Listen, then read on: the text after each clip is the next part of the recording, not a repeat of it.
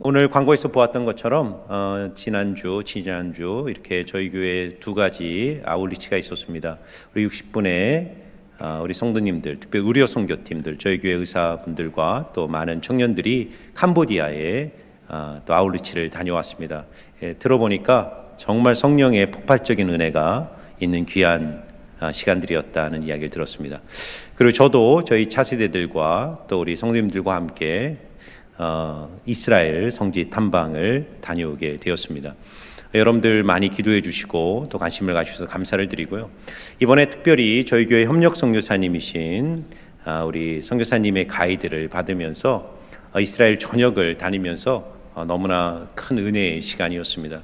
제가 다녀와서 한 가지 마음에 결심한 게 매년 좀 성서 지리반을 앞으로 좀 개설을 해서, 왜냐하면 이 아는 것만큼 보이거든요. 1년 동안 잘 성경을 준비하고 성경의 지리들을 공부한 후에 그 땅을 밟으면 우리 신앙에 있어서 어떤 훈련들보다 너무 중요한 시간이 될 거라는 확신이 들었습니다. 그래서 이번 이제 3월 달에 저희가 그 성경 아카데미를 오픈할 때 성서 지리반을 오픈을 하려고 합니다. 그래서 여러분들이 내가 성지순례를 가겠다라고 마음이 있으신 분들은 1년 동안 성서 지리반에서 성경을 잘 준비하고 또 공부한 후에 참여하시면 큰 은혜가 있게 될 것입니다.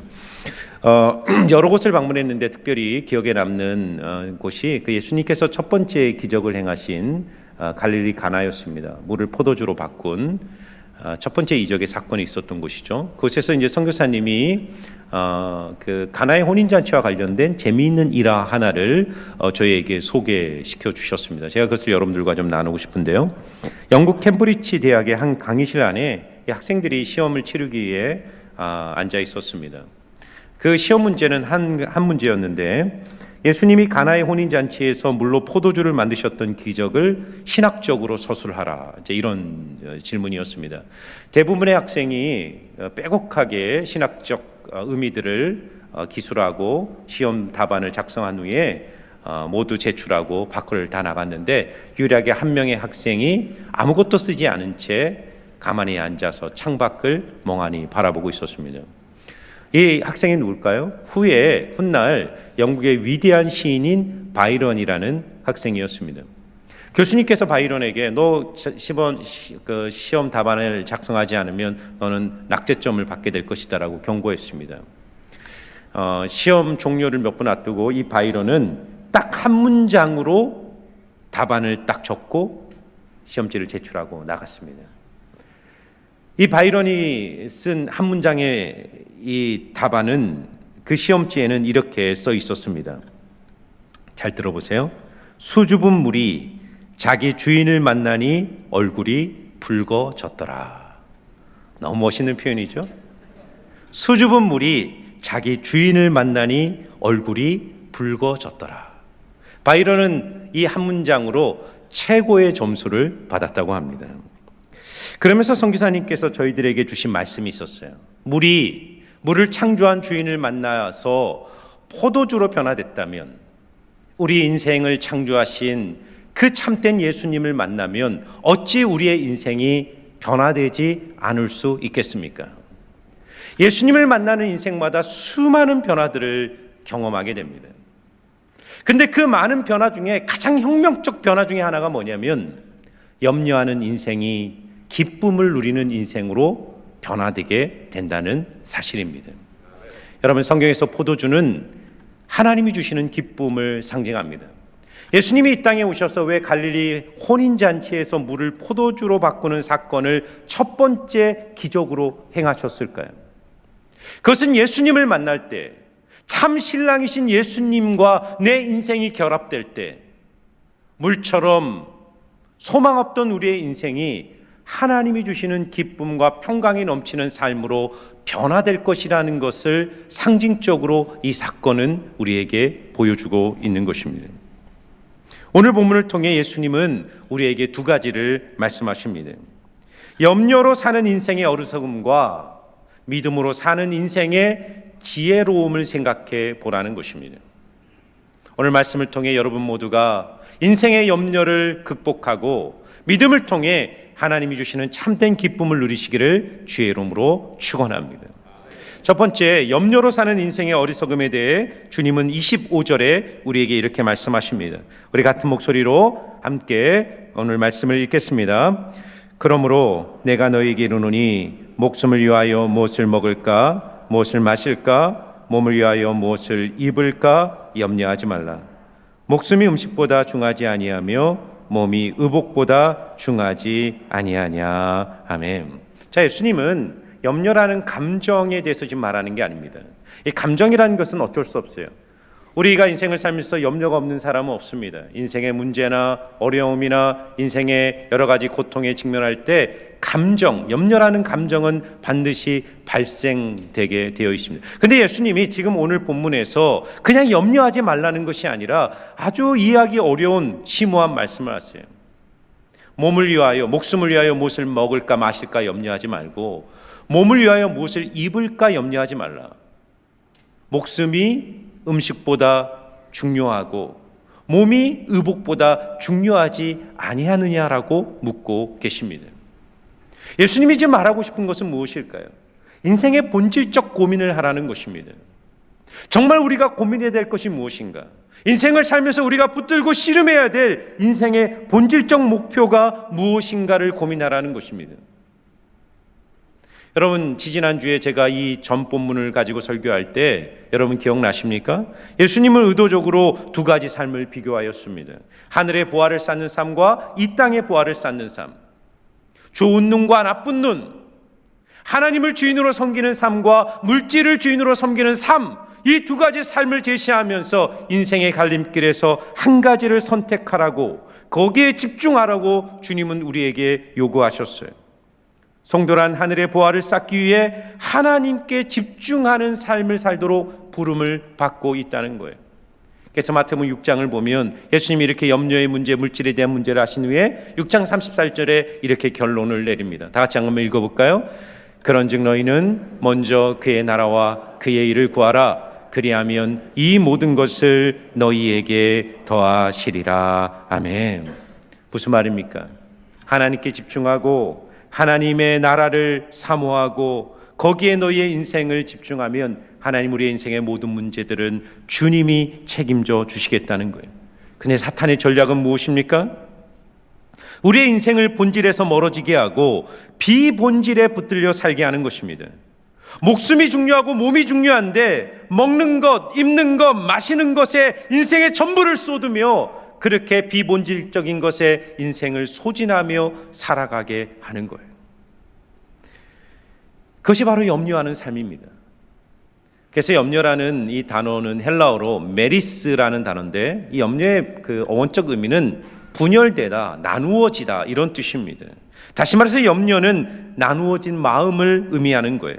하나님을 향하여 집중되었던 마음이 나누어지는 거죠. 물질과 세상적 가치와 돈과 이 세상의 것들에 의해서 마음이 분열되는 것입니다.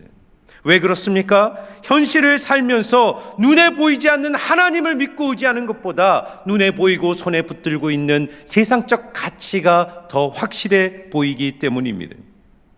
이번에 이스라엘 성지를 하면서 특별한 경험을 했어요. 광야를 걷고 광야에서 야영을 하는 그런 광야 체험을 했는데요.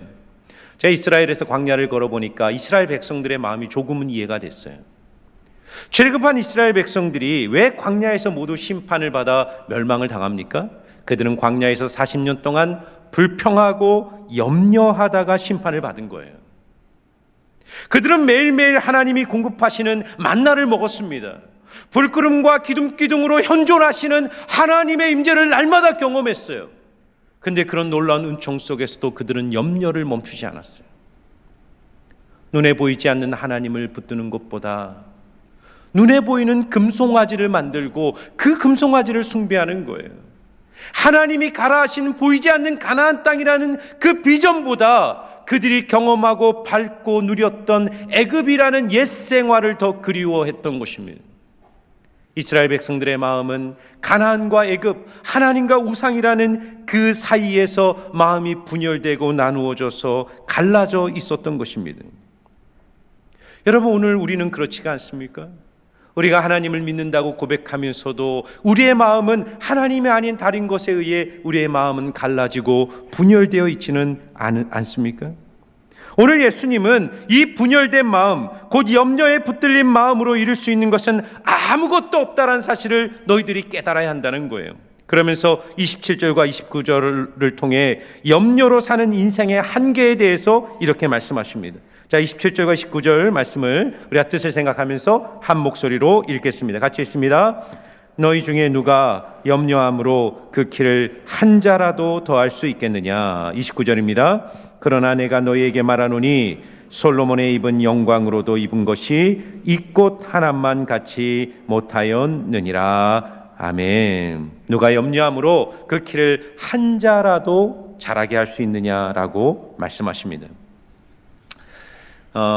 제가 이 말씀을 묵상하면서 제 중학교 때 그 염려와 고민에 대한 생각이 떠올랐어요.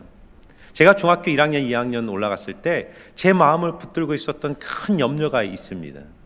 혹시 여러분 제가 얘기를 할 때 혹시 내가 키가 작다고 생각하시는 분들은 용서하고 들으시기 바랍니다. 제가요 중학교 때 좀 키가 컸습니다. 일찍 컸어요. 그래서 한 중3 때 키가 지금까지인데, 그래서 제가 반에서 항상 1, 2위를 했습니다.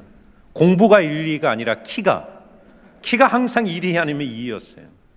그런데 키가 크고 그러다 보니까 아이들이 저를 별명을 꺽다리, 꺼벙이 그렇게 저를 많이 불렀습니다. 그래서 제가요 마음에 너무 그게 상심이 돼서 집에 와서 하나님께, 하나님 제 키가 더 이상 자라지 않도록 도와주세요. 할 수만 있다면 제 키를 줄여주세요. 정말 그때는 그게 진지한 고민이었습니다.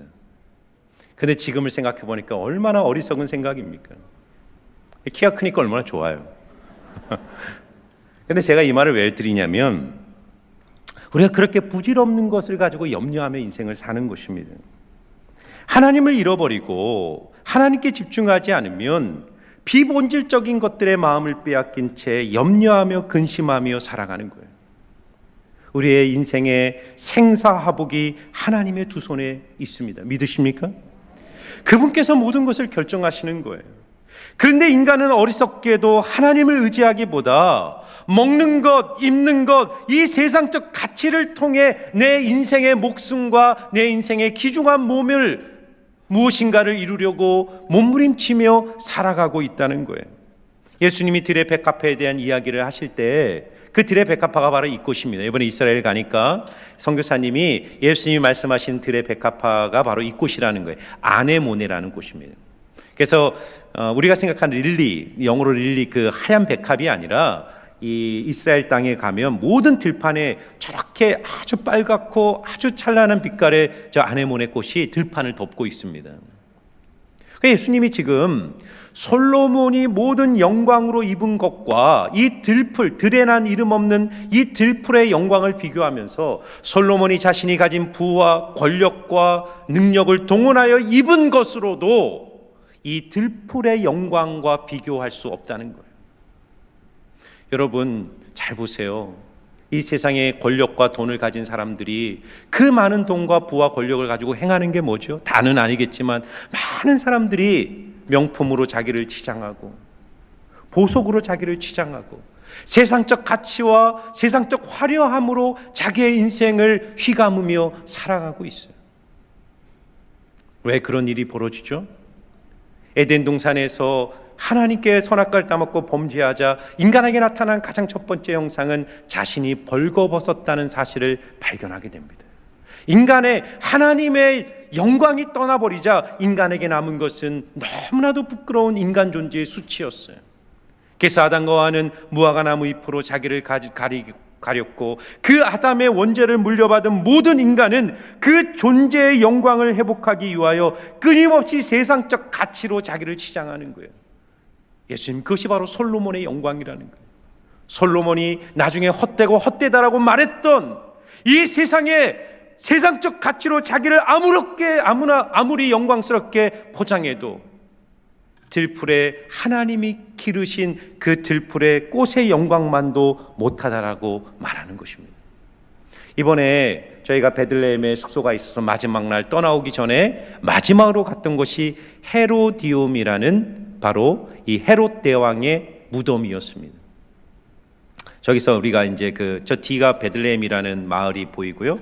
그 헤로디움이라는 740m 되는, 근데 그것도 인공산입니다. 헤롯이 가장 높은 성벽 그 산 위에 저렇게 자기를 위한 궁전과 무덤을 만들었습니다.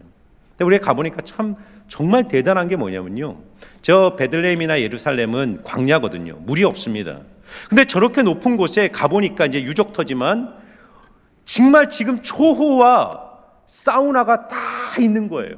온탕, 냉탕, 이 극장, 영화관, 그런 것이 그 옛날 헤롯이 자기를 위해서 저 산꼭대기에 인공산을 만들고 저거를 만든 것입니다. 여러분, 물이 없는 베들레헴에서 어떻게 그 목욕탕, 거대한 목욕탕을 만들 수 있었을까요? 150km 떨어진 북쪽 갈릴리로부터 수로를 만들어서 물을 끌어당기는 거예요. 저기까지 연결해서. 그래서 저기 가보니까 지하로 한 50m 계단으로 쭉 내려가 보니까 거기에 거대한 물창고가 있는 거예요. 물창고. 그 물을 떠서 그 목욕탕에 물을 붓고 그 헤롯과 수많은 귀족들이 거기서 인생의 향락을 즐겼던 것입니다. 그리고 저기에 자기의 무덤을 만듭니다. 그리고 헤롯이요, 마지막 죽기 전에 유언과 같이 남긴 말이 있어요. 내가 죽을 때 이 베들레헴의 모든 장자들을 죽여라. 왜 그랬을까요? 헤롯은 알았거든요. 내가 죽었을 때 나를 위해 울어줄 사람이 아무도 없다는 것을 알았어요. 헤롯은 모든 이스라엘의 베들레헴의 장자를 죽여서 내가 죽을 때 나를 위해서 사람들이 애곡할 수 있도록 그렇게 허황된 명령을 내린 것입니다. 물론 그 일이 실행되지 않았지만, 여러분, 우리는 여기서 무엇을 봅니까? 인간의 두려움을 보는 거예요. 인간의 두려움, 초라함을 보는 것입니다. 그렇게 세상의 권력으로 자기를 포장하고 자기가 할 수 있는 모든 것들을 누리며 살아가지만 인간의 영혼이 얼마나 수치스러운 것을 헤롯의 삶을 통해 우리는 보게 되는 거예요. 그러나 여러분, 그 헤롯의 시대 때 세례 요한이라는 인물이 있었습니다. 유대 광야에서 낙태 털옷을 입고 메뚜기와 석청을 먹었던 너무나도 초라한 삶을 살았던 세례 요한. 그러나 예수님은 그 세례 요한을 향해서 이렇게 평가해요. 여자가 낳은 자 중에 세례 요한보다 큰 자가 없다고 말씀하십니다. 예수님은 우리가 인생을 살 때 염려로 살아가는 인생의 허무함을 말씀하는 거예요. 그래서 주님은 우리에게 염려가 아닌 믿음으로 살라고 권면하는 것입니다. 그래서 오늘 예수님은 믿음으로 사는 인생의 지혜로움을 가르치기 위해서 주님은 두 가지 시청각 교육을 하세요. 자, 26절과 28절에서 29절 말씀인데요, 뜻을 생각하면서 우리 같이 한번 읽어보겠습니다. 같이 읽습니다.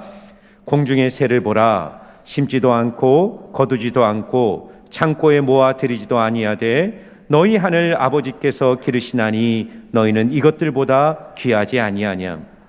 또 너희가 어찌 의복을 위하여 염려하느냐. 들의 백합화가 어떻게 자라는가 생각하여 보라. 수고도 아니하고 길쌈도 아니하느니라. 그러나 내가 너희에게 말하노니 솔로몬의 모든 영광으로도 입은 것이 이 꽃 하나만 갖지 못하였느니라. 아멘. 예수님은 지금 우리에게 믿음을 가르쳐주기 위해서 시청각 교육을 시키는데 공중의 새를 보라, 들의 백합화를 보라는 것입니다. 예수님 말하고 싶은 것이 뭘까요? 한마디로 하나님이 피조하신 세계 중에 염려로 사는 존재는 인간밖에 없다는 거예요. 공중의 새와 들의 백합화로 대표되는 모든 피조 세계는 하나님의 일반 은총 안에서 고요한 평안과 행복을 누리며 존재한다는 것입니다. 그래서 자연 세계는 언제나 위대하고 아름다운 거예요. 자연을 볼 때 우리가 경외심을 갖는 이유는 뭘까요? 왜냐하면 모든 자연이 하나님의 영광과 섭리와 사랑을 그 존재로 증언하고 있기 때문입니다. 시편 19편 1절과 4절을 보면 다윗은 자연 계시에 대해서 이렇게 선포합니다. 하늘이 하나님의 영광을 선포하고 궁창이 그의 손으로 하신 일을 나타내는도다. 날은 날에게 말하고 밤은 밤에게 지식을 전하니 언어도 없고 말씀도 없으며 들리는 소리도 없으나 그의 소리가 온 땅에 통하고 그의 말씀이 세상 끝까지 이르도다. 아멘. 무슨 말입니까? 하나님 피조하신 모든 피조 세계는 비록 언어가 없고 말이 없어도 그들은 그들의 존재로 하나님의 영광을 그들의 믿음을 통해 증언하고 있다는 거예요. 그래서 제가 예전에 말씀드린 대로 새는 언제나 노래하는 거예요. 우리나라 사람들은 새는 운다, birds crying 이렇게 표현하죠. 새가 운다. 그러나 서양 사람들은 새가 운다는 말을 절대로 안 해요. birds singing, 새는 노래한다라고 말해요. 그러니까 한국 새는 울고 서양 새는 웃습니까? 그게 아니죠. 인간이 그것을 보는 감정과 정서가 다르기 때문에 표현이 다른 거예요. 그러나 여러분, 새는 절대로 크라잉하지 않습니다. 오늘 예수님이 말하는 건 뭐죠? 새는 씨를 뿌리지도 거두지도 창고에 모아들이지도 않되 하나님이 기르신다는 거예요. 새는 그 일반 은총을 믿고 살아가는 거예요. 물론 새가요, 가지 위에서 입을 딱 벌리고 있으면 하나님이 그 먹이를 이렇게 먹여주는 게 아니라, 새가 끊임없이 날아다니면서 최선을 다해 자기의 먹이를 찾지만 새가 믿는 믿음은 뭐죠? 하나님이 내가 다니는 그곳에 나의 먹이를 두고 계신다라는 믿음이 있는 거예요. 새가 그런 믿음을 가졌는지는 저는 모르지만 말씀이 증언하기 때문에 믿는 거예요. 그래서 새는 아무 보장이 없지만, 미래에 대한 아무런 준비가 없지만 매일매일 채워주시고 공급하실 하나님을 믿기에 언제나 singing, 노래하는 거예요. 여러분, 틀의 백합화의 그 아름다운 빛깔은 어떻게 나오는 걸까요? 우리가 사람들의 얼굴을 볼 때 얼굴이 잿빛처럼 변했다라는 말을 해요. 우리의 얼굴이라는 것은 우리의 마음, 얼이라는 마음, 그리고 꼴, 모양, 우리 마음의 모양을 드러내는 것이 우리의 얼굴이잖아요. 사람의 얼굴은 언제 잿빛으로 변합니까? 내 마음이 염려와 근심에 압도당할 때 인간의 얼굴은 잿빛으로 변해요. 그런데 어떻게 그 나무에 봄이 되면 찬란하게 빛나는 초록색의 나뭇잎과 그 아름다운 꽃은 변함없이 언제나 세상의 조건과 환경과 상관없이 언제나 아름다운 빛깔을 낼 수 있을까요? 변함없는 은총으로 자신의 삶을 돌보시는 하나님의 은혜를 모든 피조 세계는 누리고 경험하고 있기 때문이에요. 그래서 오늘 예수님이 정말 우리에게 말하고 싶은 주제가 무엇이냐면 바로 26절과 30절이에요. 26절과 30절. 자, 우리 같이 한번 읽어볼까요? 같이 읽습니다. 시작. 너희 하늘 아버지께서 기르시나니 너희는 이것들보다 귀하지 아니하냐. 또 30절입니다. 오늘 있다가 내일 아궁이에 던져지는 들풀도 하나님이 이렇게 입히시거든 하물며 너희일까 보냐. 믿음이 작은 자들아. 아멘. 우리가 얼마나 놀라운 존재인가를 하나님 앞에서 기억하라는 거예요. 새들과 들풀과 이 세상의 모든 피조 세계는 하나님이 주시는 일반 은총 안에서도 그렇게 영광스럽게 하나님을 찬양하고 예배하고 있다면, 하나님의 특별한 은총을 받은, 특별 은총의 자녀로 부름받은 우리들을 하나님이 어찌 책임지시지 않겠느냐라고 주님은 우리에게 말씀하고 계시는 것입니다.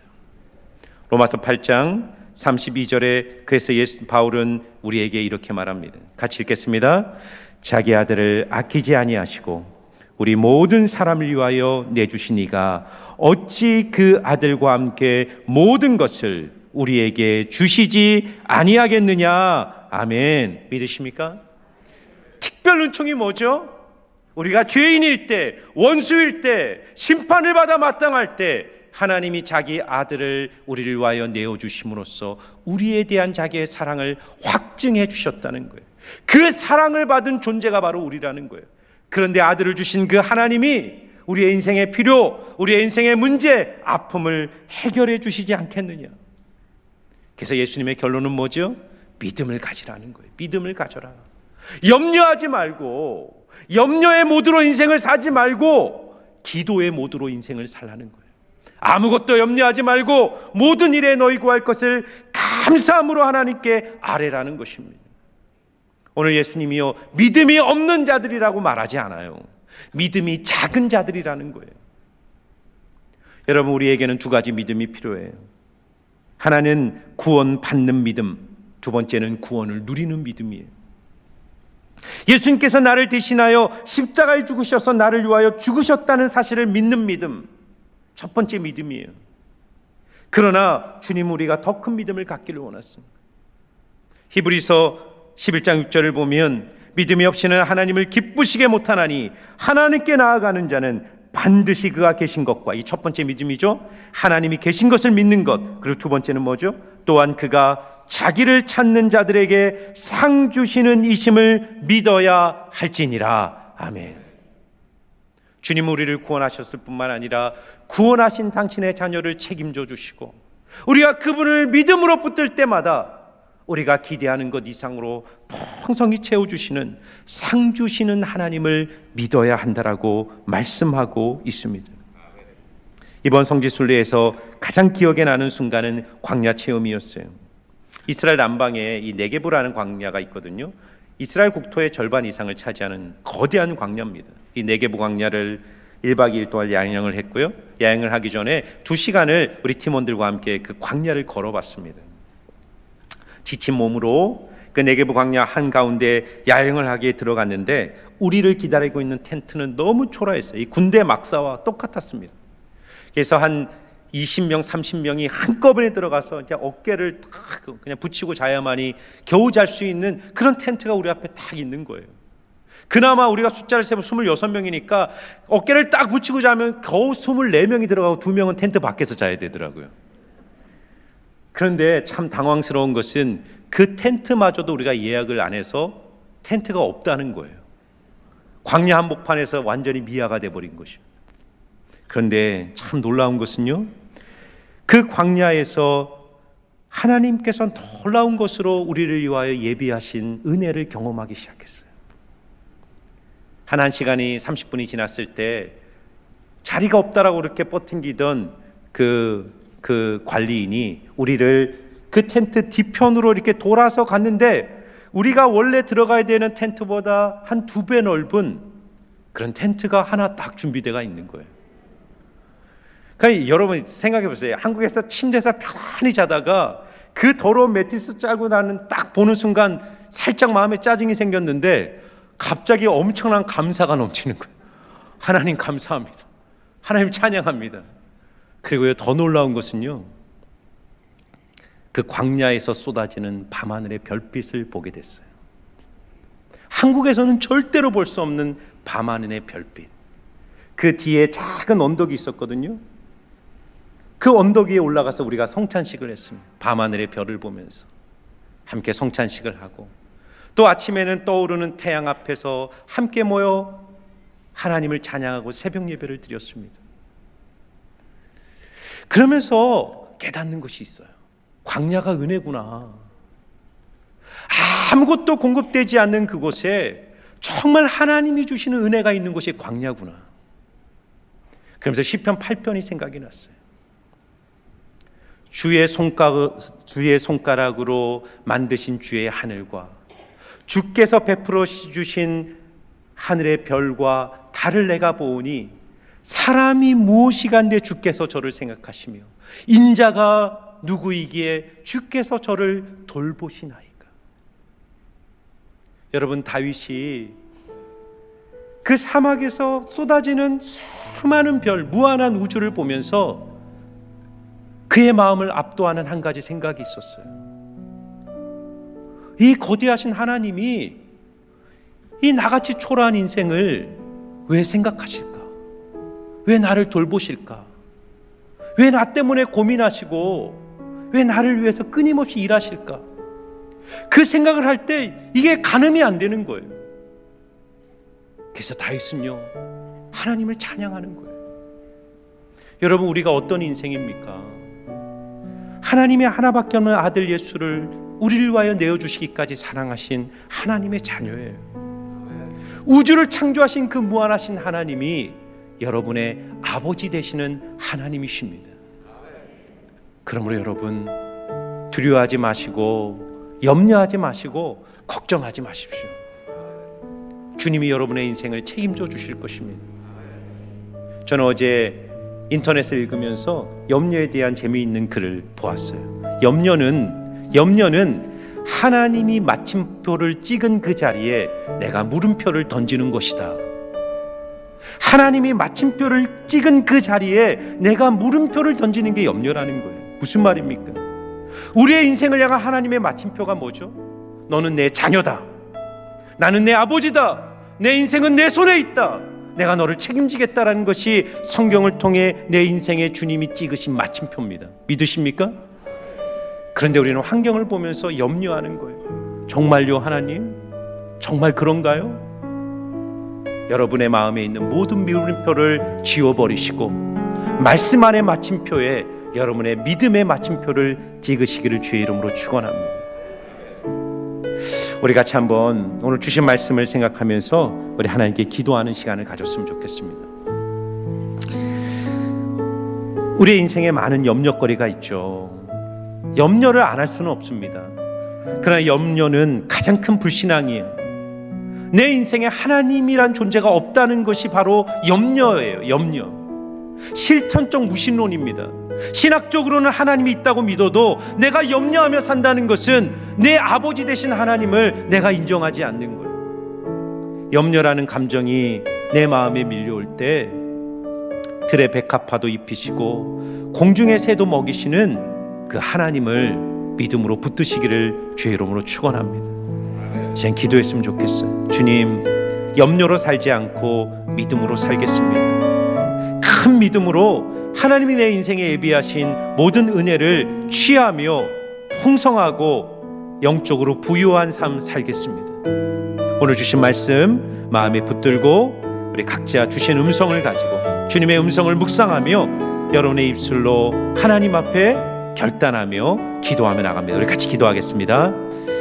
아버지 하나님, 오늘 우리를 이 믿음의 자리로 부르셔서 말씀 가운데 세워주시니 감사를 드립니다. 아버지, 염려하는 인생이 아니라 믿음으로 사는 인생 되기를 원합니다. 주님, 우리의 삶에 끊임없이 밀려오는 수많은 도전 앞에 두려워하는 인생 되지 않게 하시고 감사하는 인생 되게 하시고, 아버지, 하나님 온 피조세계가 하나님의 돌보심을 알기에 그렇게 하나님을 찬양했던 것처럼 우리도 그렇게 하나님만을 찬양하며 예배하며 믿음으로 살아갈 수 있도록 주님, 우리 성도님들의 마음과 삶을 붙들어 주시옵소서.